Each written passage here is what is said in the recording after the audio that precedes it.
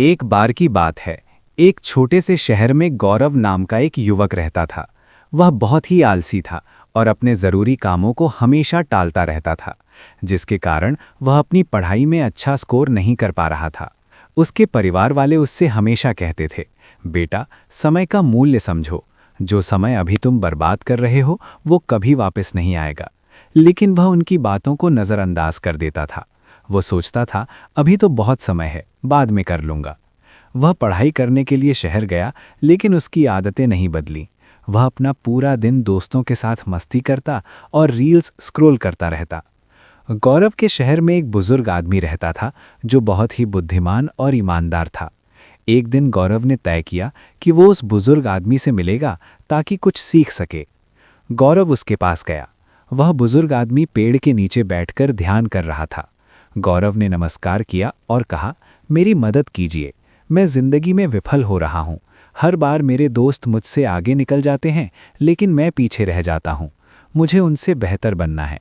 मुझे बताइए, मैं ये कैसे कर सकता हूँ?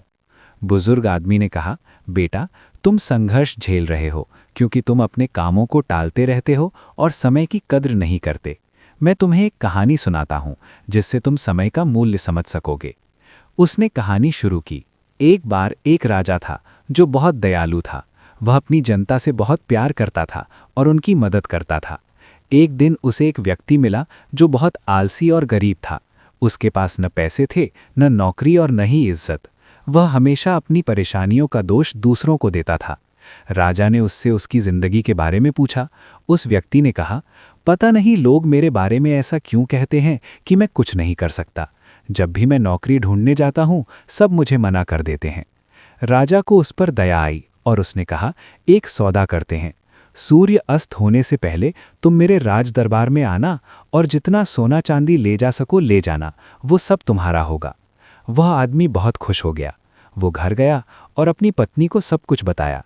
उसकी पत्नी भी खुश हुई और बोली, जल्दी जाओ और खजाना ले आओ। लेकिन उस व्यक्ति ने कहा, मैं अभी नहीं जा सकता, मैं भूखा हूं, पहले खाना खाऊंगा। उसकी पत्नी ने जल्दी से खाना बनाया। उसने आराम से खाना खाया और सोचा, अभी तो बहुत समय है। खाना खाने के बाद उसे नींद आने लगी। उसने सोचा, थोड़ी देर सो लेता हूं, फिर चला जाऊंगा। लेकिन वो 2 घंटे के लिए सो गया। जब वो उठा तो उसे देर हो चुकी थी। वह जल्दी जल्दी बैग लेकर राजदरबार की ओर भागा। रास्ते में उसे गर्मी लगी तो उसने सोचा, थोड़ी देर पेड़ के नीचे आराम कर लेता हूं। लेकिन वहां ठंडी हवा चल रही थी और उसे फिर नींद आ गई। इस बार वो 4 घंटे तक सोता रहा। जब वो उठा तो सूरज डूबने वाला था।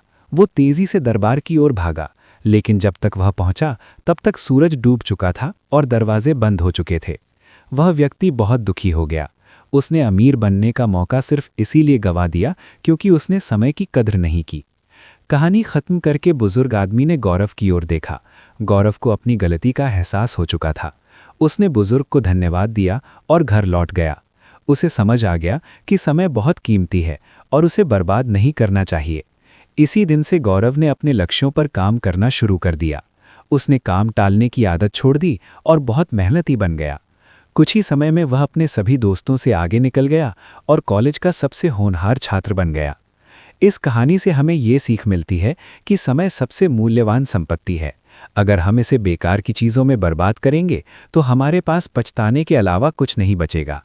हर अवसर का सही समय पर लाभ उठाना चाहिए, क्योंकि खोया हुआ समय कभी वापस नहीं आता। इसलिए आज से ही अपने समय का सही उपयोग करें और अपने लक्ष्यों पर ध्यान केंद्रित करें। दोस्तों, अगर आपको ये कहानी पसंद आई हो तो इसे लाइक करें और अपने दोस्तों के साथ शेयर करें। अगर आप ऐसे ही प्रेरक कहानियाँ सुनना चाहते हैं तो हमारे चैनल को सब्सक्राइब करें और बेल आइकन दबाना ना भूलें, ताकि हमारी नई कहानियाँ आप तक सबसे पहले पहुँच सकें।